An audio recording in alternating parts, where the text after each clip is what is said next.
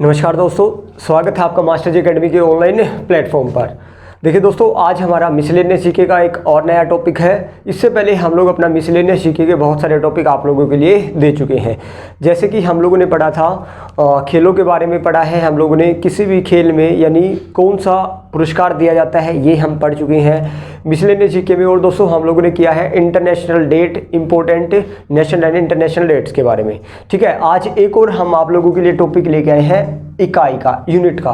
दोस्तों बहुत ही confusion topic रहता है आप लोगों के लिए और बहुत ही आसान है। आप लोगों ने देखिए स्केलर क्वांटिटी या वेक्टर क्वांटिटी आप लोगों से पेपर में पूछ ली जाती है, या कोई भी आप लोगों से यूनिट पूछ ली जाती है, बताओ कि इसकी एसआई यूनिट क्या है। ठीक है, तो इन तमाम चीज़ों को हम एक ट्रिक के माध्यम से आज करने वाले हैं। आप लोगों को दोस्तों इस स्लाइड से यानी आप लोगों का इस लेक्चर से नंबर पक्का है, यानी आना ही आना है। ठीक है, वो कैसे आएगा वो हम अभी स्टार्ट करते हैं। देखिए दोस्तों, चलिए सबसे पहले दिमाग में क्या कंफ्यूजन रहता है। सबसे पहले होता है दोस्तों, एक होता है आप लोगों ने सुना होगा स्केलर क्वांटिटी। ठीक है, यूनिट में स्टार्टिंग कराऊंगा अभी एक सेकंड। सबसे पहले स्केलर और वेक्टर को ही चुटकियों में खत्म कर देते हैं। ठीक है, आज के बाद आप लोगों का कभी कंफ्यूजन नहीं रहेगा स्केलर और वेक्टर क्वांटिटी में। और दोस्तों कोई भी पेपर उठा के देखोगे तो बहुत बार ये यहाँ से आप लोगों को क्वेश्चन आता है। स्केलर क्वांटिटी को आप लोग दोस्तों अदिश राशि भी कहते हैं। क्या कहते हैं? अदिश राशि। और वेक्टर क्वांटिटी को दोस्तों हम लोग कहते हैं सदिश राशि। कौन सी राशि कहते हैं? सदिश राशि। अब ध्यान दीजिएगा, सिंपल स्केलर क्वांटिटी और वेक्टर क्वांटिटी होती क्या है मैं इस पे नहीं जा रहा। वैसे होती क्या है, जिसमें मैग्नीट्यूड और डायरेक्शन दोनों चीज़ हो तो वो हमारी वेक्टर क्वांटिटी है। और जिसमें केवल मैग्नीट्यूड की बात की जाए, परिणाम की बात की जाए, वो हमारा कैसी क्वांटिटी होती है? Scalar quantity. आप लोगों से डेफिनेशन मैं फिर से कह रहा हूँ नहीं पूछी जाएगी। वैसे एक बार लिख देता हूँ मैं, जिसमें क्या हो दोस्तों, मैग्नीट्यूड और प्लस में डायरेक्शन दोनों दे होती है, उसी को हम क्या कहते हैं? Vector quantity. और जिसमें केवल मैग्नीट्यूड यानी परिणाम की बात की जाती है वो कौन सा क्वांटिटी होता है? Scalar quantity. तो ध्यान रखना, ये भी आप लोगों से कभी पूछ लिया जाए तो, वैसे नहीं पूछा जाएगा। अब पूछा क्या जाएगा वो यहां से देखो दोस्तों। सबसे पहले मैं बता रहा हूं आप लोगों को स्केलर क्वांटिटी कैसे याद रखना है। स्केलर क्वांटिटी का एक छोटा सा हम लोगों ने कोड बनाया है। हमारा क्या कोड है दोस्तों? ध्यान से सुनना। उस आर्द्रता को चाबी दो। उस आर्द्रता को चाबी दो। क्या आप लोग एक छोटी सी लाइन याद नहीं रख सकते? दोस्तों कर सकते हो, इजी है। तो उस आर्द्रता को चाबी दो, ये सारी की सारी हमारी कैसी क्वांटिटी है? Scalar quantity. और सिंपल यहाँ पे इसका एक कोड है हमारा विषुवत बल। एक कोड है दोस्तों हमारा विषुवत बल। तो ये हो गया हमारा वेक्टर क्वांटिटी। अब आप कहोगे सर आप ये क्या बता रहे हो? देखिए दोस्तों, यहाँ पे अब एक शब्द आप लोगों को पकड़ते चलना है। ठीक है, एक शब्द आप लोगों को पढ़ना है। सबसे पहले ऊ से क्या होता है दोस्तों? ऊ से ऊर्जा, एनर्जी। ऊ से क्या होता है? एनर्जी। अगर आप लोगों से एनर्जी पूछी जाए कि ऊर्जा जो होती है वो स्केलर क्वांटिटी होती है या वेक्टर क्वांटिटी, तो अब सब कुछ आप लोग कवर करने वाले हो। ऊ से ऊर्जा। ठीक है, ऊर्जा एक दोस्तों हमारी स्केलर क्वांटिटी है यानी अदिश राशि है। ठीक है, सा से दोस्तों क्या होता है? समय। क्या होता है? समय। तो अब ये टाइम भी क्या हो गया दोस्तों? फिर से स्केलर क्वांटिटी हो गया। तीसरा नंबर पे आओ, आ से दोस्तों होता है आयतन। क्या होता है? आयतन। वॉल्यूम। तो वॉल्यूम हमारा कैसा क्वांटिटी है दोस्तों? स्केलर क्वांटिटी है। दर। ठीक है, नेक्स्ट है दर। दर से क्या होता है? द्रव्यमान। ठीक है, क्या होता है दोस्तों? द्रव्यमान। ठीक है, मास। तो ये भी हमारा क्या है दोस्तों? Scalar quantity. ठीक है, द हो गया। नेक्स्ट है ता से क्या होता है? टेम्परेचर, तापमान। ठीक है, तापमान भी अगर आप लोगों से पूछा जाए कि कैसी क्वांटिटी है तो आप कहोगे स्केलर क्वांटिटी है। नेक्स्ट देखो दोस्तों, ठीक है, का से क्या है? कार्य। ठीक है, को से आप लोग का लगाना, कार्य, वर्क अगेन एक कैसी क्वांटिटी है दोस्तों? हमारी स्केलर क्वांटिटी। चा से क्या बनेगा? चाल। क्या बनेगा? चाल। जो स्पीड है दोस्तों वो भी हमारी कैसी क्वांटिटी है? Scalar quantity. सिंपल।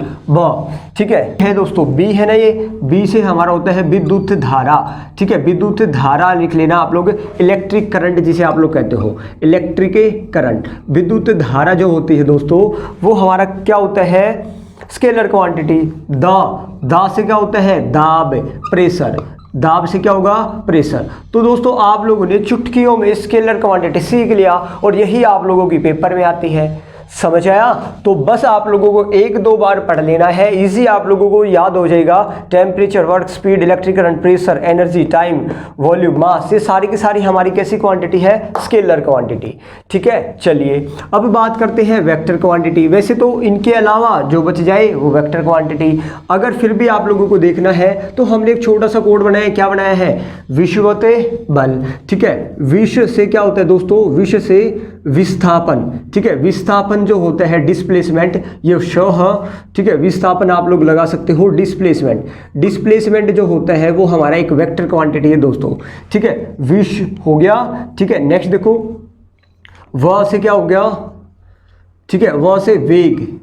वेग में आप लोगों को संवेग आ जाएगा या आवेग, कुछ भी लिख सकते हैं आप लोग। ठीक है, संवेग या आवेग। ठीक है, संवेग, वेलोसिटी जिसे हम कहते हैं दोस्तों। देखिए स्पीड यहाँ पे आएगा, चाल एक स्केलर क्वांटिटी है, लेकिन वेलोसिटी अगर आप लोगों से पूछी जाए तो कैसी क्वांटिटी है? वेक्टर क्वांटिटी है।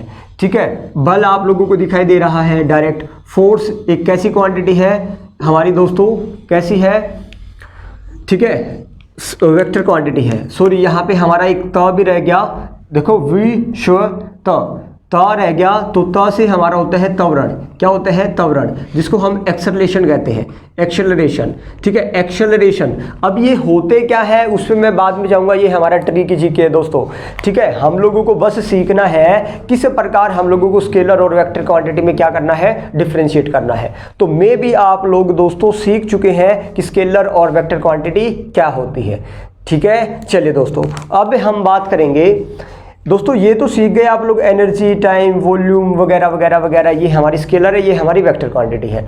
अब हम लोगों को सीखना है कि भाई इनकी एसआई यूनिट क्या होती है। ठीक है, इंटरनेशनल स्टैंडर्ड, इनको मेजर किस में करते हैं? जैसे हमारा वजन होता है, वजन को हम किस में मेजर करते हैं? किलोग्राम में मेजर करते हैं आप लोग। किसमें? किलोग्राम में आप लोग क्या करते हो? मेजर करते हो। तो इसी प्रकार हम लोग अब एसआई यूनिट भी देख लेते हैं। आप लोगों से दोस्तों एसआई यूनिट भी पूछी जाती है।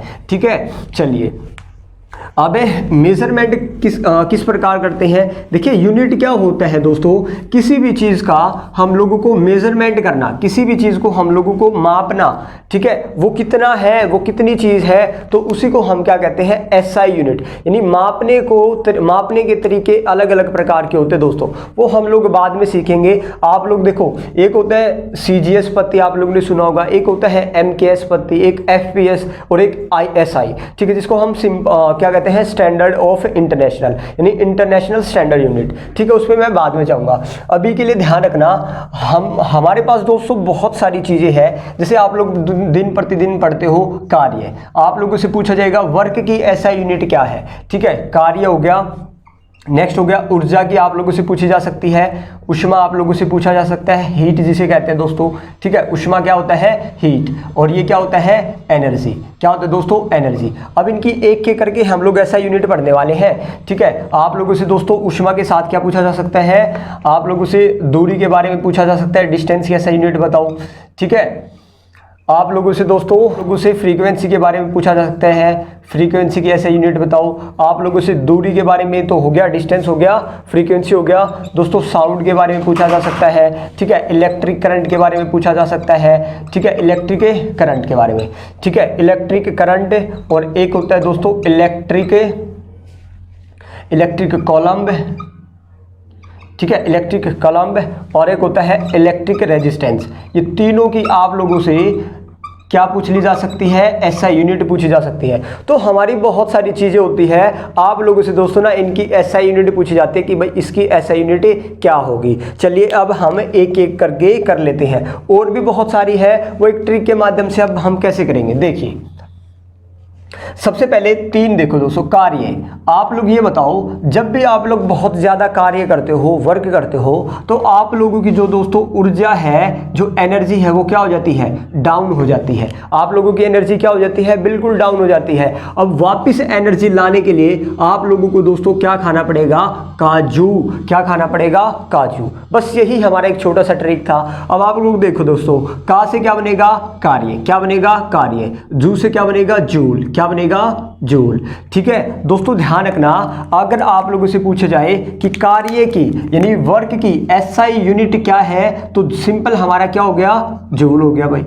ठीक है। अब ये बताओ ऊर्जा भी इसी में सम्मिलित थी, ठीक है। एनर्जी की भी एसआई यूनिट क्या होती है, अगेन जूल, क्योंकि कार्य किया एनर्जी डाउन हुई, तो हम लोगों को दोनों में क्या खाना चाहिए, काजू खाना चाहिए, तो कार्य में भी जू और ऊर्जा में भी जू, ठीक है। तो दोनों की क्या होगी दोस्तों, जूल और जूल, सिंपल, समझ आया। चलिए अब हम बात करते हैं, इसका भी हो गया, इसका भी पता चल गया दोस्तों। जो हीट होती है, हीट क्या होती है दोस्तों, जब किसी दो स्थान है, मान लो ए और बी, इसका टेम्परेचर 40 डिग्री, इसका टेम्परेचर 10 डिग्री, जब किसी दो स्थानों का टेम्परेचर डिफरेंशिएट हो, दो स्थानों का टेम्परेचर डिफरेंशिएट हो, तब ऊष्मा दोस्तों क्या होती है, ज़्यादा टेम्परेचर से कम टेम्परेचर की तरफ फ्लो करना क्या कर देती है, स्टार्ट कर देती है। ये इसको ऊष्मा का संचलन कहते हैं, वो आप लोगों को ध्यान नहीं रखना। वैसे हीट की ऐसा यूनिट क्या होगी दोस्तों, आप लोग ध्यान रखना, ऊष्मा भी एक प्रकार की एनर्जी होती है, हीट एक प्रकार की क्या होती है, एनर्जी, ऊष्मा एक प्रकार की क्या होती है, ऊर्जा होती है।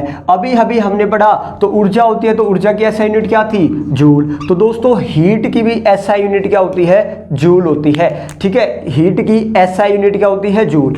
अब दोस्तों यहाँ पे आप लोगों को ध्यान क्या रखना है, हीट की जूल के साथ और क्या क्या होती है, एक होता है किलो जूल, क्या होता है, किलो जूल भी होता है, ठीक है। हीट की एक और यूनिट होती है दोस्तों, कैलोरी, क्या होती है, कैलोरी या किलो कैलोरी। आप लोग ध्यान रखना, ये दोनों यूनिट होती है किसकी, हीट की, ऊष्मा की। ऊष्मा को दोस्तों हम लोग जूल में माप सकते हैं, किलो जूल में माप सकते हैं, कैलोरी में माप सकते हैं, किलो कैलोरी में माप सकते हैं। और एक calorie is equal to 4.2 joule होता है दोस्तों, ध्यान रखना आप लोग, ठीक है। जैसे 1 किलोग्राम में 1000 ग्राम, तो उसी प्रकार 1 कैलोरी में 4.2 जूल होता है, समझ आया। तो आप लोग एक ट्रिक के माध्यम से सीख चुके हैं कि कार्य किया था, एनर्जी डाउन होगी तो आप लोगों ने काजू खाया। हीट भी एक प्रकार की एनर्जी होती है, और अगर एनर्जी है तो इसकी भी ऐसी यूनिट क्या होगी, जूल होगी दोस्तों, ठीक है। जूल के साथ इसकी एक और ऐसी यूनिट होती है कैलोरी, ठीक है, सॉरी एक और यूनिट होती है कैलोरी। ऐसा यूनिट तो दोस्तों जूल ही है। ये कैलोरी और ये किलो कैलोरी, इसकी कौन सी यूनिट है, सीजीएस यूनिट है, ठीक है। अब ये सीजीएस क्या होता है वो मैं आप लोगों को आगे बताऊंगा, अभी के लिए बस आप लोग सीखते जाओ, समझ आया। चले दोस्तों अब मैं आगे बात करता हूं, ठीक है।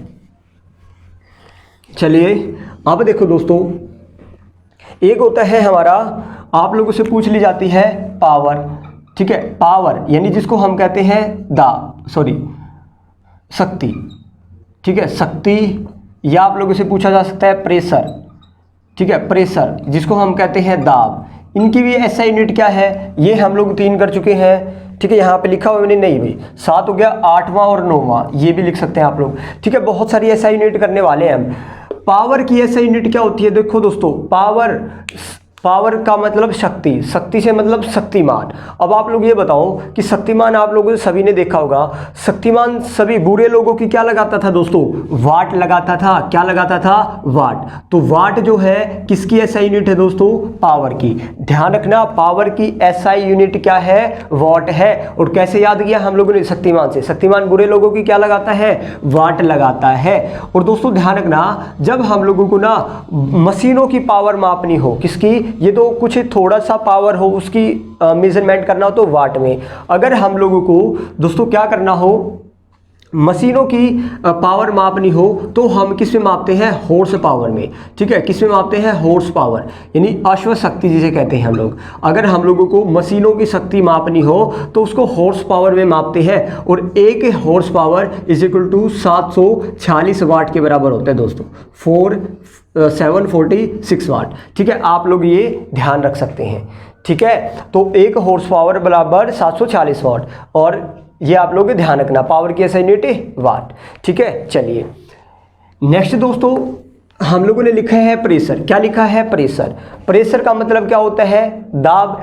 अगर आप लोगों के कंधे पे दाब पड़ेगा तो आप क्या करोगे, बार बार एक दूसरे कंधे पे क्या करोगे, पास करोगे। क्या करोगे, बार बार एक दूसरे के कंधे पे पास करोगे दोस्तों, बार बार। तो बार जो है ऐसा यूनिट है प्रेशर की, और या आप लोगों से पूछा जा सकता है पास्कल, ठीक है, पास्कल। ये पास कर रहा था, तो दोनों ही किसकी यूनिट है, बहुत ही इंपॉर्टेंट है दोस्तों, प्रेशर की। प्रेशर पड़ेगा तो हम बार बार क्या करेंगे, पास करेंगे। तो बार और पास्कल, ये हमारी ऐसा यूनिट है किसकी, प्रेशर की, ठीक है। चलिए भाई, ये भी हो गया, आप लोग पावर भी पढ़ चुके हो और प्रेशर भी पढ़ चुके हो। अब हम पढ़ लेते हैं दोस्तों दूरी, ठीक है, डिस्टेंस। दोस्तों डिस्टेंस जो होता है, जो दूरी जो होता है, ठीक है, दूरी जो होता है, दूरी को हम लोग अलग अलग पार्ट में डिवाइड करते हैं दोस्तों। दूरी हम लोग किलोमीटर में भी मापते हैं, दूरी हम लोग दोस्तों नॉटिकल माइल में भी मापते हैं। ध्यान रखना, जब हम दूरी को जमीन पे माप रहे हो, एक होता है समुंदर, एक होता है जमीन, जब हम दूरी को लैंड पे माप रहे हो तो हम किलोमीटर या माइल में मापते हैं। आप लोग कहते हो ना कि यहाँ से वहाँ की दूरी भाई इतना किलोमीटर है, ठीक है, इतने मील दूर है, तो मील और किलोमीटर में मापते हैं। अगर आप लोग चले जाओ समुद्र में जाओगे तो वहाँ पे जो डिस्टेंस होता है वो नॉटिकल माइल में मापा जाता है दोस्तों, नॉटिकल मील में। ध्यान रखना, समुद्रों में जो दूरी मापी जाती है वो नॉटिकल मील में।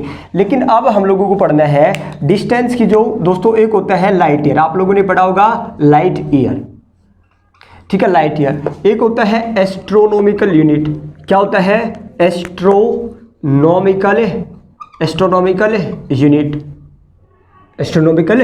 जिसे कहते हैं दोस्तों हमें खगोलीय इकाई। क्या कहते हैं, खगोलीय इकाई, ठीक है। दूरी मापने के कई सारे पैमाने हैं, एक होता है लाइट ईयर जिसको हम कहते हैं प्रकाश वर्ष, ठीक है, प्रकाश वर्ष। एक होता है एस्ट्रोनॉमिकल यूनिट और एक होता है दोस्तों आप लोग पढ़ोगे, ठीक है, पारसेक।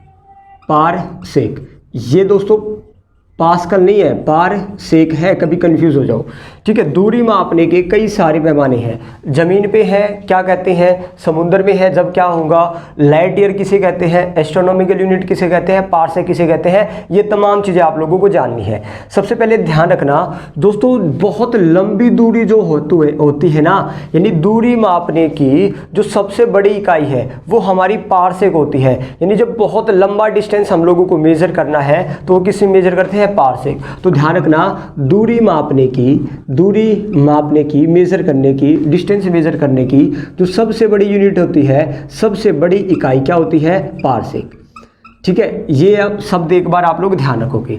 अब आप लोग देखो खगोलीय इकाई किसे कहते हैं, भाई खगोलीय इकाई क्या होते हैं दोस्तों, ये है हमारा सन, सूर्य। और आप लोगों को पता है सभी प्लेनेट सूर्य का चक्कर एक एलिप्टिकल पाथ में लगा रहे हैं, एक दीर्घवृत्ताकार रास्ते में लगाते हैं, ठीक है। कभी प्लेनेट जो ग्रह होते हैं वो सूर्य के पास होते हैं, कभी एक बार क्या होते हैं, बहुत दूर। तो आप लोग ध्यान रखना, खगोलीय इकाई किसे कहते हैं, तो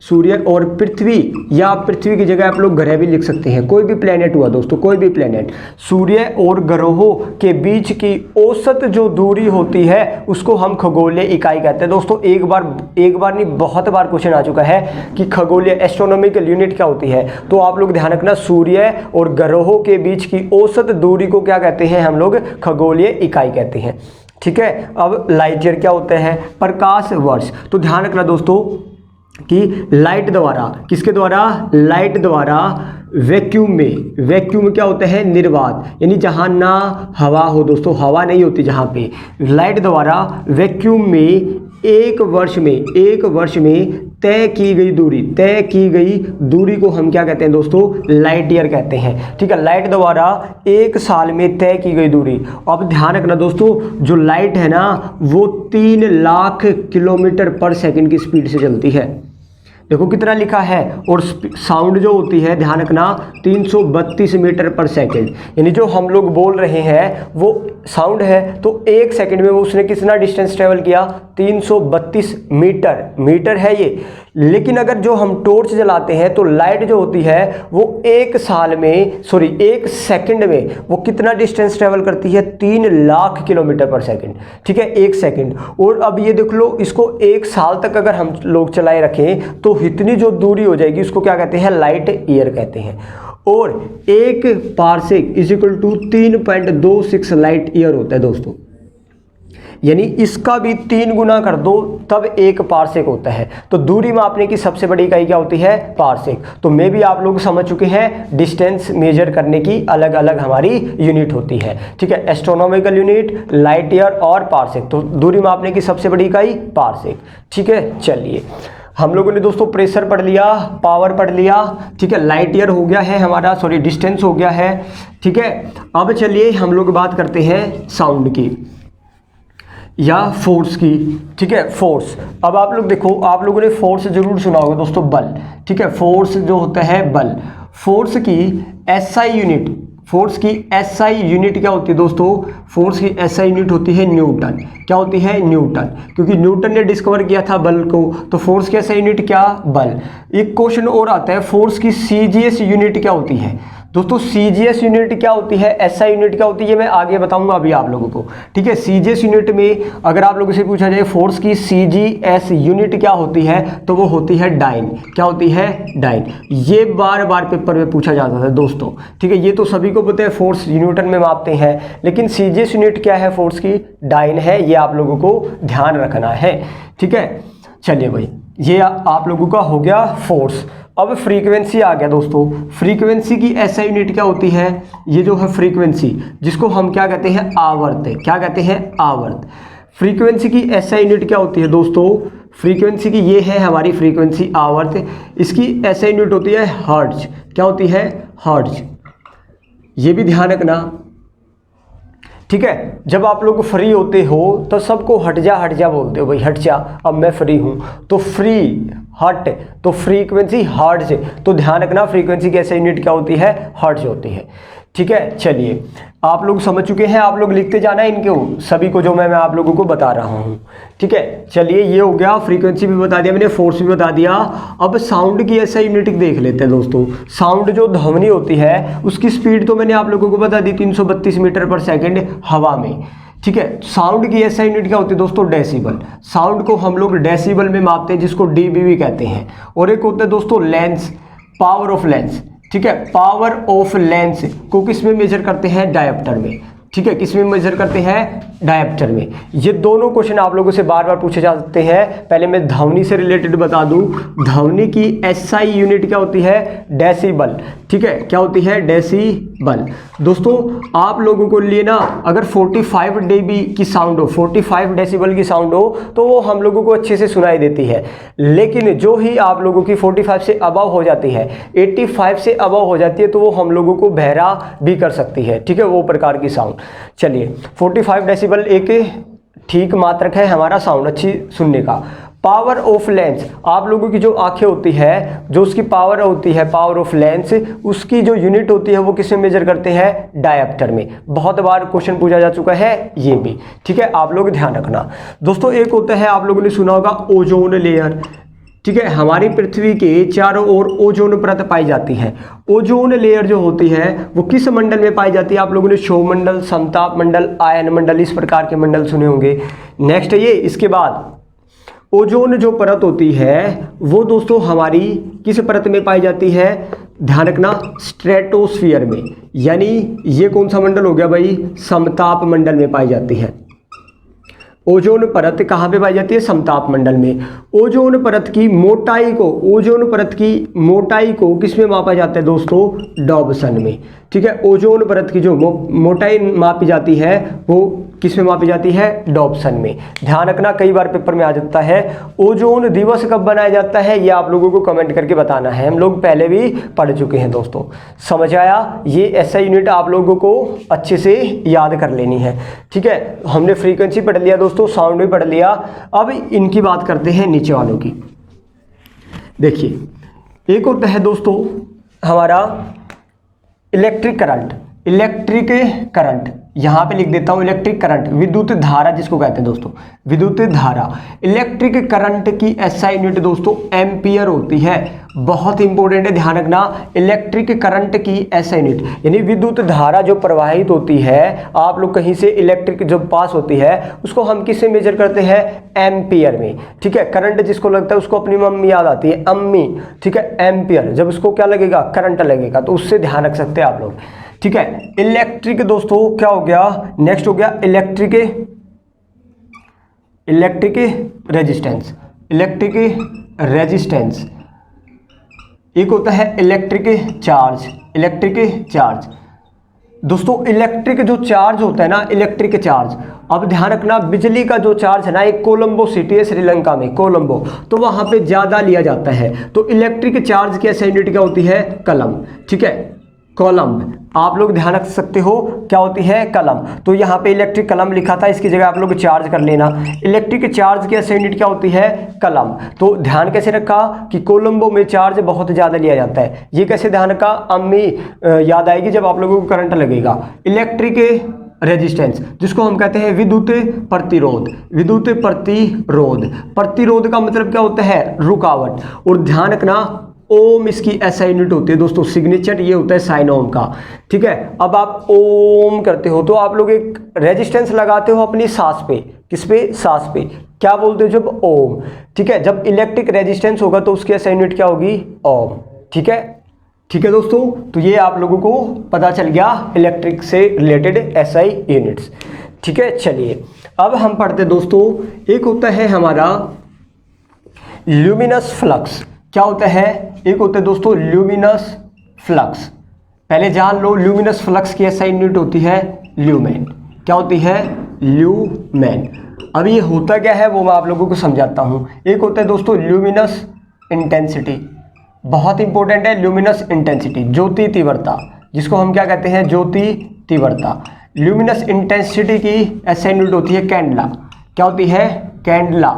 ठीक है, CD से आप लोग ध्यान रख सकते हो, कैंडला, CANDELA, कैंडला। ठीक है, अब ये होते क्या है, ध्यान रखना, ल्यूमिनस फ्लक्स यानी ज्योति फ्लक्स। जब कोई भी, मान लो ये बल्ब है, क्या है दोस्तों, बल्ब। जब कोई भी बल्ब या कोई भी एनर्जी का सोर्स एक सेकंड में जितनी लाइट एमिट करता हो, एक सेकंड में कोई भी बिजली का सोर्स एक सेकंड में जितनी भी लाइट एमिट करता हो ना, जितनी भी लाइट निकालता हो, चाहे वो किसी भी डायरेक्शन में हो, डायरेक्शन स्पेसिफिक नहीं है, एक सेकंड में वो कितनी भी लाइट निकालता हो, उसी को हम क्या कहते हैं, ल्यूमिनस फ्लक्स। समझ आया। लेकिन ल्यूमिनस इंटेंसिटी क्या होता है, जब कोई भी बिजली का सोर्स, जब कोई भी इलेक्ट्रिक का जो सोर्स होता है वो दोस्तों एक सेकंड में एक पर्टिकुलर डायरेक्शन की बात दे दे, एक पर्टिकुलर डायरेक्शन में कितनी लाइट एमिट करता है, कितनी लाइट निकालता है, उसी को ल्यूमिनस इंटेंसिटी कहा जाता है, जो ज्योति तीव्रता कहा जाता है। इसकी SI यूनिट क्या है, कैंडला। ये बहुत इंपॉर्टेंट है दोस्तों, आप लोगों को ध्यान रखना है, पेपर में आती है। ठीक है, चलिए ये भी आप लोगों को पता चल गया। ठीक है, एक होता है दोस्तों चुंबकीय क्षेत्र। क्या होता है, चुंबकीय क्षेत्र। चुंबकीय क्षेत्र, मैग्नेटिक जो रीजन होता है, चुंबकीय क्षेत्र की यूनिट जो होती है वो टेस्ला में मापी जाती है। ठीक है, टेस्ला, ये आप लोग ध्यान रखना, तस्ला से ध्यान रखना, टेस्ला। मैग्नेटिक जो हमारा रीजन होता है उसको हम किस में मेजर करते हैं, टेस्ला में। ठीक है, ये आप लोगों को ध्यान रखना है दोस्तों। चलिए, ये हम लोगों ने तमाम अपनी SI यूनिट्स की दोस्तों क्या कर ली है, बात की है। अब थोड़े से और कुछ पहलू जान लेते हैं जो आप लोगों के लिए, पेपर के लिए इंपॉर्टेंट है। ठीक है, देखिए दोस्तों, अगर आप लोगों की ये हमारा मिसलेनियस है तो मिसलेनियस टाइप में मेरे को जो भी इंपॉर्टेंट लगा आप लोगों के पेपर के लिए तो मैं एक ही वीडियो में आप लोगों को प्रोवाइड कर रहा हूं दोस्तों। ठीक है, ठीक है, आंख पढ़ते हैं दोस्तों। एक होता है हमारा निकट दृष्टि दोष। क्या होता है, निकट दृष्टि दोष। एक होता है दोस्तों दूर दृष्टि दोष। दूर दृष्टि दोष यानी इसको आप कहते हो मायोपिया और इसको कहते हो हाइपरमेट्रोपिया। क्या कहते हो, हाइपरमेट्रोपिया। अब इनसे रिलेटेड ध्यान रखना दोस्तों, जहां भी आप लोगों को ये चीजें दिखाई देना, इसका आप लोगों को उल्टा कर देना है। क्या करना है, उल्टा। उल्टा कैसे करोगे, जैसे कि यहाँ पे लिखा हुआ है निकट दृष्टि दोष, आप लोग सोचोगे निकट का नहीं दिखाई देता, तो ध्यान रखना दोस्तों, निकट का ही क्या होगा, अच्छे से दिखाई देगा। यहाँ पे दूर दृष्टि दोष है तो दूर का ही क्या होगा, अच्छा दिखाई देगा। ठीक है, इसका उल्टा होता है दोस्तों हमेशा। तो निकट दृष्टि दोष में क्या होता है, निकट का दिखाई देता है लेकिन दूर का नहीं दिखाई देता। लेकिन दूर दृष्टि दोष में क्या होता है, दूर का ही दिखाई देता है लेकिन पास का नहीं दिखाई देता। समझा, ये आप लोगों को ध्यान रखना है, मायोपिया और हाइपरमेट्रोपिया। मायोपिया में कौन सा लेंस यूज किया जाता है, कॉनकेव लेंस, या जिसको हम अवतल लेंस कहते हैं। मायोपिया जिसको बीमारी हो जाती है, जो जिसको निकट दृष्टि दोष हो जाती है, उसको कौन सा लेंस दिया जाता है, कॉनकेव लेंस। और इसको कौन सा लेंस दिया जाता है, कॉन्वेक्स लेंस, जिसको हम कहते हैं उत्तल लेंस। ठीक है, ये आप लोगों के पूछे जा चुके हैं क्वेश्चन है दोस्तों, मैं इसलिए बता रहा हूं आप लोगों को। ध्यान कैसे रखना है आप लोगों को, देखो कॉनकेव और कॉन्वेक्स दो तरह के लेंस होते हैं। अब इनमें देखोगे तो बड़ा कौन सा है, कॉनकेव, छोटा कौन सा है, कॉन्वेक्स। तो इनमें देखोगे तो निकट बड़ा है या दूर बड़ा है, द ऊर है, 3 शब्द है, यहाँ पे 4 शब्द है, यहाँ पे 3 शब्द है। तो ध्यान रखना, जो बड़ा है वो बड़े के लिए बना है, जो छोटा है वो छोटे के लिए बना है। तो दूर दृष्टि दोष है तो कॉन्वेक्स लेंस यूज होगा, और निकट दृष्टि दोष है तो कॉनकेव लेंस यूज होगा। ठीक है, ये आप लोग को ध्यान रखना। और एक शब्द और ध्यान रखना, इसमें जो इमेज बनती है वो रेटिना से आगे बनती है, इसमें जो इमेज बनती है वो रेटिना से पीछे बनती है।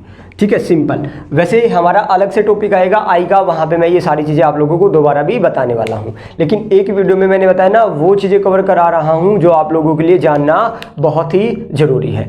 ठीक है, तो ये हमारा कुछ डिजीज होते हैं आँख से रिलेटेड। आँख का जो पावर ऑफ लेंस किसमें मापते थे, अभी मैंने बताया था आप लोगों को, डायप्टर में।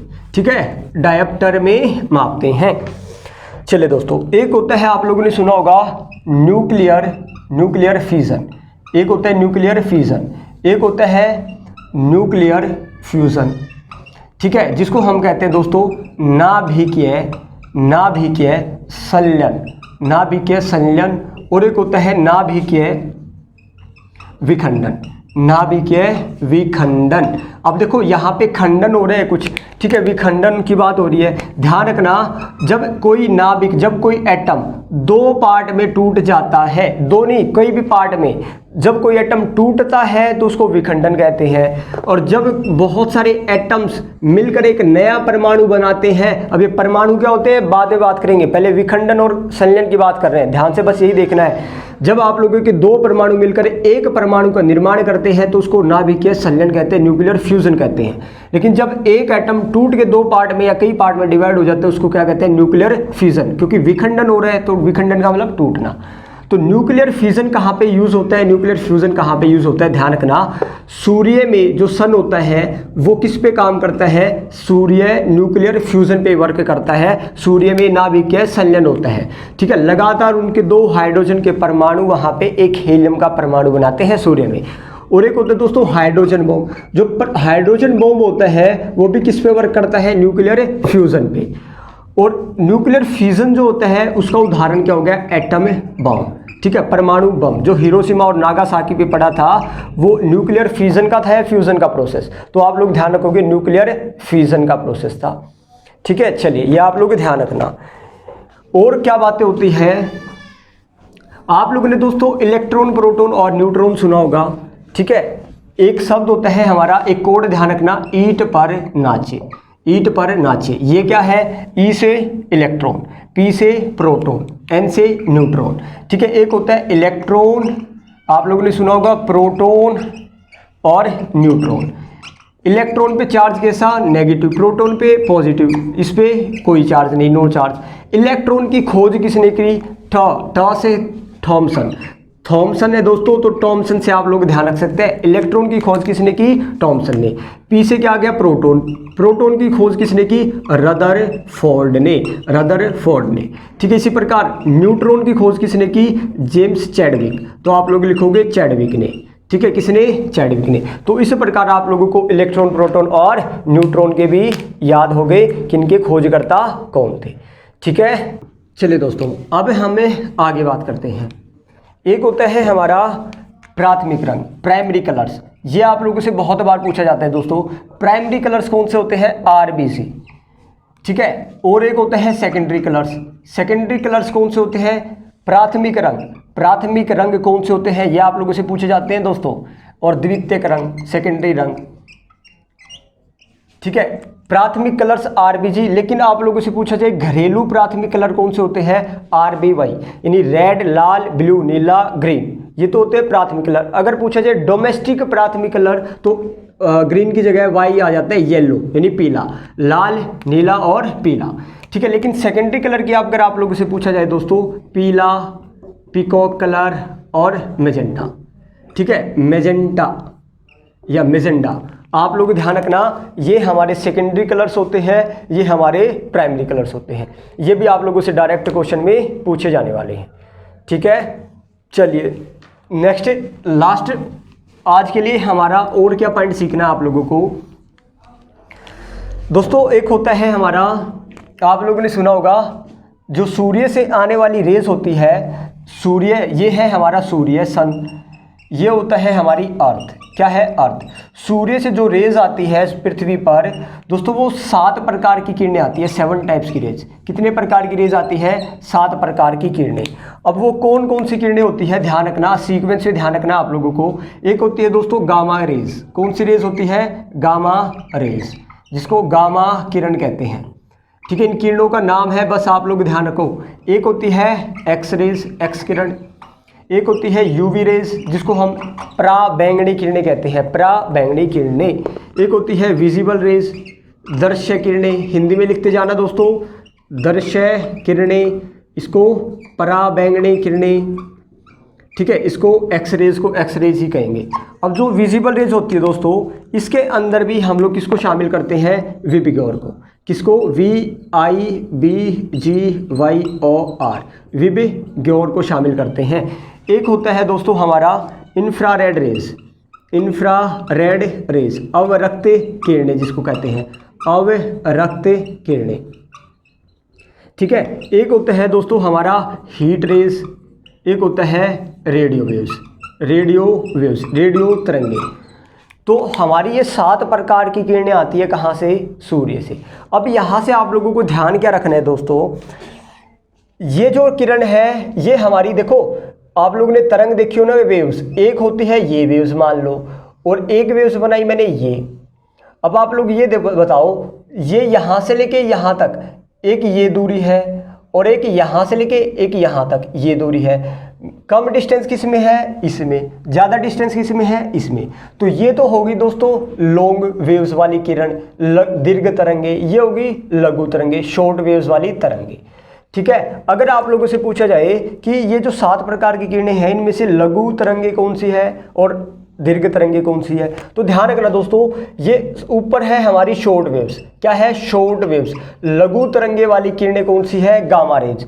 और सबसे जैसे जैसे आप लोग नीचे आओगे तो नीचे आ जाएगी लॉन्ग वेव्स वाली किरणें।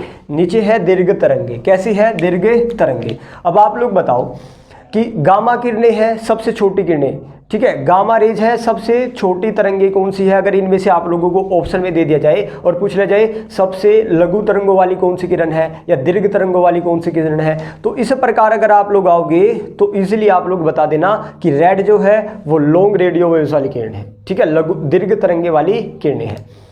अब अगर आप लोगों से कलर्स में पूछा जाता है दोस्तों, ये 7 colours, violet, indigo, blue, green, yellow, orange और रेड, इन कलर्स में से आप लोगों से पूछा जा सकता है ऊपर नीचे देके कि बताओ किस कलर की वेवलेंथ है वो सबसे छोटी है, किसकी ज़्यादा है। तो मैंने बताया ना कि ये सबसे क्या होगा, कम। जैसे जैसे हम लोग नीचे आ रहे हैं उसकी क्या होती है, वेव्स लेंथ क्या होती है, बढ़ती चली जाती है। वेव्स लेंथ क्या होगी, बढ़ती चली जाएगी। ठीक है दोस्तों, जिसकी वेवलेंथ बड़ी होती है यानी उसको ज़्यादा डिस्टेंस ट्रेवल करना पड़ रहा है। अब ज़्यादा डिस्टेंस ट्रेवल करोगे तो पेट्रोल भी क्या होगा, ज़्यादा खर्च होगा, तो उसके पास एनर्जी भी क्या होगी, कम बचेगी। तो ध्यान रखना, अगर आप लोगों से कलर्स में ही या इनमें भी पूछा जाए कि किस कलर में एनर्जी सबसे ज़्यादा होती है, तो गामा रेज में एनर्जी सबसे ज़्यादा होती है और रेडियो वेव से एनर्जी जो ऊर्जा है वो सबसे कम होती है। 2 बातें बताई मैंने। अगर आप लोगों से वेवलेंथ पूछी जाए तो सबसे कम वेवलेंथ, जैसे जैसे आप लोग नीचे आओगे तो सबसे ज़्यादा वेवलेंथ। वेवलेंथ ज़्यादा होने का मतलब उसने डिस्टेंस ज़्यादा ट्रेवल किया, डिस्टेंस ज़्यादा ट्रेवल किया तो उसने अपनी एनर्जी ज़्यादा वेस्ट की, एनर्जी ज़्यादा वेस्ट की तो सबसे कम एनर्जी इसके पास है, सबसे ज़्यादा एनर्जी इसके पास है। ऐसे ही कलर्स में होगा। कलर्स में अगर आप लोगों से पूछ लिया जाए बताओ सबसे ज़्यादा एनर्जी किस कलर में है, तो वायलेट में। सबसे ज़्यादा वेवलेंथ किस में है, तो रेड में। ठीक है, तो आप लोग कन्फ्यूज मत होना। तो ठीक है, और एक बात और ध्यान रखो दोस्तों, मूल मात्रकों की संख्या होती है 7। मूल मात्रों की संख्या कितनी होती है, 7। अब ये मूल मात्रक कौन से होते हैं, मूल मात्रक वे मात्रक होते हैं दोस्तों जो अपने आप में स्वतंत्र होते हैं। जैसे कि आप लोग ध्यान रखना, जैसे मैंने लिखा MK7, यहाँ पे लिखा हुआ है मैंने मीटर, क्या लिखा है, मीटर। यहाँ पे किलोग्राम, ठीक है, किलोग्राम। ये क्या लिखा है, second, metre kilogram second, MKS। चौथा हो गया केल्विन, क्या हो गया, केल्विन। 5वां हो गया मोल, ठीक है, क्या हो गया, मोल। मूल मात्रकों की संख्या कितनी होती थी, 7। कितने हो गए यहाँ पे, 5। कैंडला, क्या लिखोगे, कैंडला, ठीक है। और नेक्स्ट क्या लिखोगे, एम्पियर। एम्पियर। दोस्तों हमारी ये 7 जो यूनिट है वो कैसी मात्रक है? मूल मात्रक। यानी यूनिट जो होती है वो 2 प्रकार की होती है, एक होती है मूल मात्रक यानी फंडामेंटल यूनिट्स, और एक होती है हमारी कॉम्प्लीमेंट्री यूनिट्स। कैसी यूनिट होती है? Complementary unit. यानी मूल मात्रकों की संख्या 7। आप लोगों से पेपर में पूछी जाती है कौन सी यूनिट है वो मूल मात्रक में नहीं आती, तो ये ध्यान रखना आप लोग, ये 7 के साथ मूल मात्रक है। और कॉम्प्लीमेंट्री कौन सी होती है? रेडियन और स्टेरेडियन। स्टेरेडियन, जो स्टेरेडियन होती है ये ठोस कण के लिए होती है, सॉलिड पार्टिकल्स के लिए, ठीक है, ये समकोण के लिए। तो आप लोग ये ध्यान रखना, छोटा सा पॉइंट है, मैंने बताया यूनिट 2 प्रकार की, मूल मात्रक फंडामेंटल यूनिट और कॉम्प्लीमेंट्री यूनिट। कॉम्प्लीमेंट्री यूनिट की संख्या कितनी? 2। फंडामेंटल यूनिट्स की संख्या 7। अब वो 7 कौन कौन सी है ये आप लोग ध्यान रखोगे, ठीक है दोस्तों। एक हमारा लास्ट पॉइंट बच गया, वो हमारा बहुत ही इंपॉर्टेंट है। आप लोगों ने ना तापमान के बारे में सुना होगा, टेम्परेचर के बारे में। किसके बारे में? टेम्परेचर के बारे में, ठीक है। देखिए, एक होता है टेम्परेचर, तापमान। तापमान तो हमारा रह ही गया था दोस्तों। टेम्परेचर की जो एसआई यूनिट होती है ना, उसको हम कहते हैं केल्विन। क्या कहते हैं? केल्विन। टेम्परेचर की एसआई यूनिट जो होती है वो उसको क्या कहते हैं? केल्विन कहा जाता है। अब ध्यान रखना, टेम्परेचर दोस्तों हम कई सारे पैमाने होते हैं टेम्परेचर मापने के, तापमान मापने के कई सारे मेजरमेंट होते हैं। जैसे एक होता है सेल्सियस, ठीक है, सेल्सियस में भी हम मेज़र करते हैं। एक होता है केल्विन, केल्विन में भी मेज़र करते हैं। एक फ़ारेनहाइट में भी मेज़र करते हैं। एक होता है मोल, ठीक है, मोलर में भी हम लोग क्या करते हैं? वो अपना मेज़र करते हैं। एक फॉर्मूला होता है, आप लोगों से पूछा जाता है C/5 = F। फ़ारेनहाइट होता है दोस्तों, ये क्या है? फ़ारेनहाइट बटे में 9 = केल्विन - 273/5 और M/5, ठीक है। आप लोग ध्यान रखना, यहाँ पे F-32 लिखना, फ़ारेनहाइट -32। ये फॉर्मूला दोस्तों आप लोगों को क्या करना है? ध्यान रखना है। एक छोटा सा फॉर्मूला है, मैंने क्या लिखा, आप लोगों से क्या होता है, आप लोगों से दे दिया जाता है कि भाई 40 डिग्री सेल्सियस तापमान है, वो उसको केल्विन में चेंज करो कि वो केल्विन में कितना होगा, ठीक है। तो आप लोग देखो, केल्विन C/5 = केल्विन, देखो केल्विन -273/5 है, तो 5 से 5 कट जाएगा, तो C मैंने कितना दिया है? 40 डिग्री, तो 40 डिग्री सेल्सियस था, वो केल्विन में कितना आ जाएगा? तो इसको प्लस कर दोगे यहाँ पे, 273 प्लस में 40 तो कितना आ जाएगा? 3 11 313, तो केल्विन में ये हो जाएगा 313 डिग्री, समझ में आया, ठीक है। 313 केल्विन, सॉरी, तापमान था 40 डिग्री सेल्सियस, इसको केल्विन में चेंज किया तो कितना आ गया? 313 केल्विन। तो इस प्रकार आप लोगों से क्वेश्चन ये क्या चेंज करने दे दिए जाते हैं, तो वो आप लोगों को ध्यान रखना। फ़ारेनहाइट में चेंज करना तो F-32 बटे में 9 है, ये क्रॉस मल्टीप्लाई करके आप लोग इजीली क्या कर सकते हो? निकाल सकते हो, ठीक है। तो ये टेम्परेचर का आप लोगों को ध्यान रखना था। अब ये CGS MKS पत्ती क्या होती है, देखिए लास्ट है ये, फिर हम लोग अपना दोस्तों इनफ करते हैं आज के लिए। देखिए क्या होता है, एक होता है CGS पत्ती, एक होती है MKS पत्ती, एक होती है FPS पत्ती, एक होता है SI यूनिट। दोस्तों हमें ना बहुत सारे पैमानों से मेज़र करते हैं, यूनिट को बहुत सारे मेजरमेंटों से यूनिट मापते हैं, मेज़रमेंट करते हैं। ये C से हो गया सेंटीमीटर, G से हो गया ग्राम, S से हो गया सेकेंड, M से क्या हो गया? मीटर, K से क्या हो गया? किलोग्राम, S से क्या हो गया? सेकेंड, F से क्या हो गया? फुट, P से क्या हो गया? पाउंड, फुट है ये, फुट पाउंड, और S से क्या हो गया? सेकेंड। ये होता है इंटरनेशनल स्टैंडर्ड, यानी ये जो हम लोगों ने मेजर SI यूनिट बताई, जिसका मतलब है ये इंटरनेशनल स्टैंडर्ड, सभी देशों ने इन पैमानों को मान लिया है, हाँ भाई इनकी यूनिट ये होती है। ये FPS पत्ती, MKS पत्ती, CGS मेथड, ये अलग अलग देशों ने, यूरोपियन कंट्रीज़ ने अपने अलग अलग बनाए थे कि हम मापेंगे भाई, क्या करेंगे हम, तो भाई जैसे कि कोई भी वज़न होगा वो कहेंगे, कुछ देश हम तो किलोग्राम में मापेंगे, ठीक है, कुछ कहेंगे हम तो पाउंड में मापेंगे, वो उन देशों का अलग अलग चीज़ है, ठीक है। लेकिन SI यूनिट जो है वो सभी देशों के क्या है, सभी देशों को मान्य होती है, तो इसलिए हम क्या पढ़ते हैं? SI यूनिट पढ़ते हैं। तो दोस्तों ये था हमारा एक बहुत बड़ा टॉपिक और बहुत ही इंटरेस्टिंग और बहुत ही इम्पोर्टेंट, ठीक है। तो आज के लिए इतना ही, मिलते हैं अपना नेक्स्ट वीडियो में, तब तक के लिए धन्यवाद। जय हिंद, जय भारत।